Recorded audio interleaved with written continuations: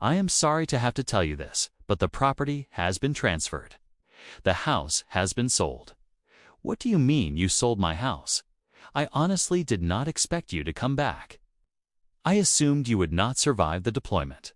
You forged my signature. You sold my home while I was serving this country. You thought I was going to die." Homeowners Association President Brenda Sterling had forged the signature of a deployed soldier on a fraudulent property transfer document, completed the sale of his home at 8214 Oakwood Terrace while he was overseas serving his country, and pocketed the proceeds without a single moment of hesitation. And when he came back from deployment and found strangers living in his house, she told him to his face that she had assumed he was not coming back. What she did not know was that the Service Members Civil Relief Act carries federal criminal penalties specifically designed for people who exploit military personnel during deployment, that the military's Legal Assistance Office had already opened a federal investigation within 48 hours of his return, and that the combination of wire fraud, forgery, and federal SCRAE violations she had committed was going to put her in front of a federal judge who was not going to be moved by anything she had to say about HOA authority. Arthur Gallagher, 34, a staff sergeant in the United States Army with 11 years of active service, had lived at 8214 Oakwood Terrace in the Silver Creek Meadows subdivision of San Antonio, Texas for 3 years before his unit received deployment orders. Silver Creek Meadows sat in Bexar County, a middle-class neighborhood of brick-front homes, well-kept lawns, and wide streets where military families and civilian residents had lived alongside each other for decades without incident. Arthur had bought his home after years of base housing and had spent his first 2 years renovating it room by room. New floors, repainted exterior, a back patio he had built himself over 2 weekends the summer before his orders came through. It was the first property he had ever owned, and he had left it in better condition than he had found it. Before deploying, Arthur did everything a responsible homeowner should do. He notified the Silver Creek Meadows HOA board in writing of his deployment dates, provided an emergency contact number for his sister, Evelyn, who lived 40 minutes away in New Braunfels, arranged for a lawn service to maintain the property in his absence, and ensured his mortgage payments were set up on automatic transfer for the full duration of his tour. He had done everything right. He left for deployment in March with his affairs in order and his house locked and secured at 8214 Oakwood Terrace.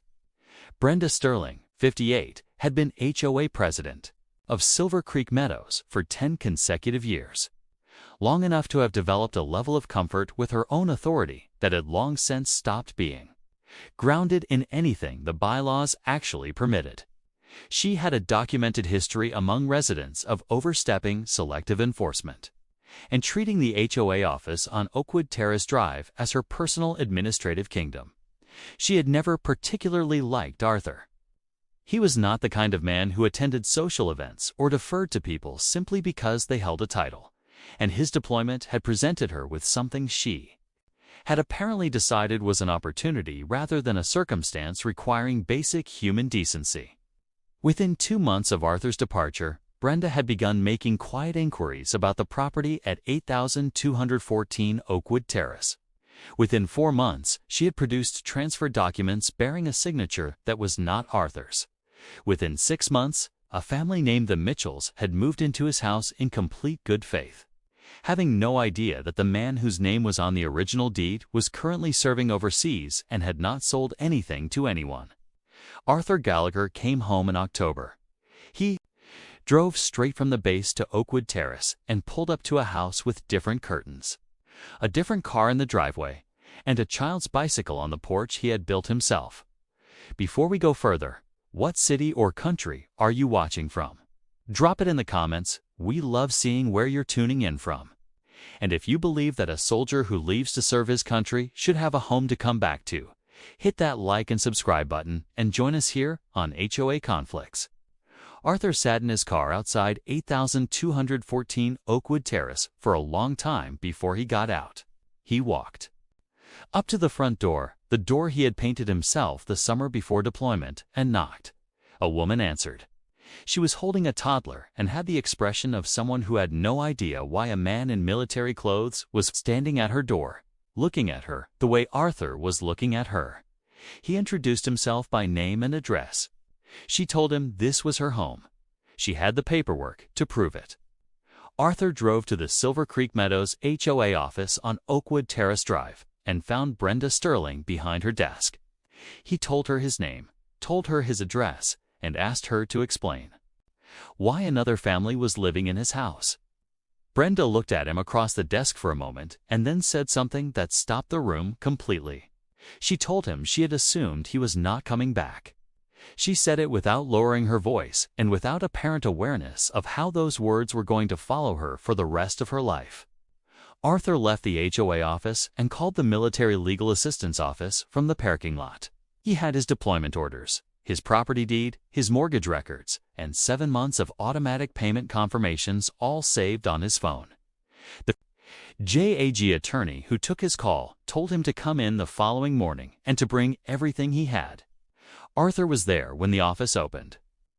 The JAG attorney reviewed the transfer documents within 2 days and identified the forgery immediately.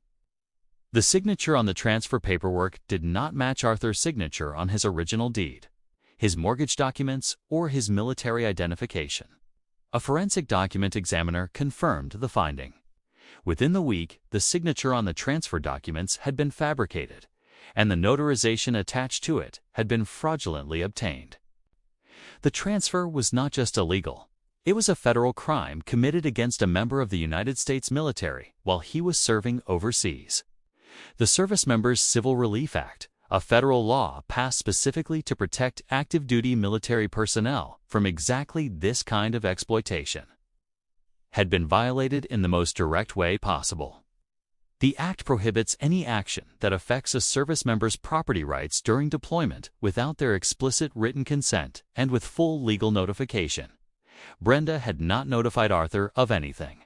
She had simply forged his name, found a buyer, and collected money from a transaction that was fraudulent from the first document to the last. The federal investigation was opened formally within 72 hours of Arthur's visit to the JAG office. Investigators pulled the full transfer document trail, interviewed the Mitchell family, who confirmed that they had purchased in good faith through what appeared to be a legitimate HOA facilitated transaction, and began building a criminal case that had Brenda Sterling's name on every page of it. Brenda continued showing up to the HOA office on Oakwood Terrace Drive every morning that week, like nothing had happened. The investigators let her. The federal investigators executed a search warrant on the Silver Creek Meadows HOA office on Oakwood Terrace Drive on a Tuesday morning, 3 weeks after the investigation opened. They arrived at 8:15 a.m. with 2 agents from the FBI San Antonio field office and a representative from the Department of Justice's Service Members Civil Relief Act Enforcement Division. Brenda was already at her desk when they walked in. They presented the warrant, secured her files, and removed 4 boxes of documents from the office, including the original transfer paperwork, the notarization records, and 18 months of HOA financial records that nobody had asked to see before that morning. What those financial records showed went beyond Arthur's property. Investigators found evidence that Brenda had used HOA funds as a personal account, drawing from community maintenance reserves to cover personal expenses and routing proceeds from the fraudulent sale of 8,214 Oakwood Terrace through an HOA administrative account she controlled exclusively. The forgery had not just been opportunistic. It had been financially motivated and carefully structured to avoid detection by the other board members who had never been given access to the full account records during her 10 years as president. The forensic document examiner's report was entered into the federal case file the same week. It confirmed that the signature on the transfer document was forged, that the notary stamp attached to it had been obtained using a false identity, and that the timeline of the transaction placed every step of it within the period of Arthur's active deployment, which made each element of the fraud a specific violation of the Service Members Civil Relief Act, in addition to the underlying federal forgery and wire fraud charges. Brenda's personal attorney called the JAG office the day after the search warrant was executed and requested a meeting to discuss resolution options. The JAG attorney's response was 2 sentences. He said the case was now in federal hands and that any communication should be directed to the United States Attorney's Office in San Antonio. Then he ended the call. Arthur Gallagher was informed of the search warrant results the same afternoon. He said very little. He had already said everything that needed saying the morning he walked into the JAG office. The United States Attorney's Office for the Western District of Texas filed a federal indictment against Brenda Sterling on 4 counts: wire fraud, forgery of a legal document, financial exploitation of a service member under the Service Members Civil Relief Act, and misappropriation of HOA funds. Each count carried its own sentencing range, and the combination of all 4 put her facing a potential sentence that no HOA president in Bexar County had ever faced before.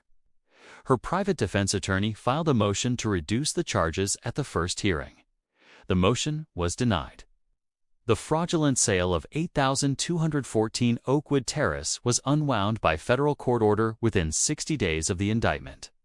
The Mitchell family, who had purchased in complete good faith and were treated throughout the process as victims of the fraud rather than participants in it, were fully compensated through a court-administered fund drawn from the proceeds Brenda had collected and the HOA financial reserves she had been drawing from for years. They were relocated with full cooperation from the court and left Oak Ridge Terrace without any financial loss. The Silver Creek Meadows HOA board removed Brenda from the presidency the same day the indictment was filed and hired an independent forensic accounting firm to audit every financial record from her tenure. The audit found $340,000 in misappropriated community funds that had been redirected through accounts Brenda controlled without board oversight. Every board member who had signed off on annual financial reviews without examining the underlying records was issued a formal reprimand by the state HOA regulatory board. Brenda Sterling entered a guilty plea 8 months after the indictment and was sentenced to 4 years in federal prison, followed by 3 years of supervised release. She was ordered to make full restitution on every dollar the audit had identified. Her home on Oakwood Terrace Drive was sold in a court-ordered liquidation to satisfy part of the restitution judgment. Arthur Gallagher moved back into 8,214 Oakwood Terrace on a Friday afternoon. He unpacked his bags, walked out onto the porch. He had built himself and sat down in the quiet of a neighborhood that finally had one less problem in it. If this story reminded you that the people who serve this country deserve to come home to everything they left behind, share this video with someone who needs to hear it today. And if you know a veteran or active duty service member who has been taken advantage of while serving, drop their story in the comments because those stories matter more than most. See you on the next one right here on HOA Conflicts.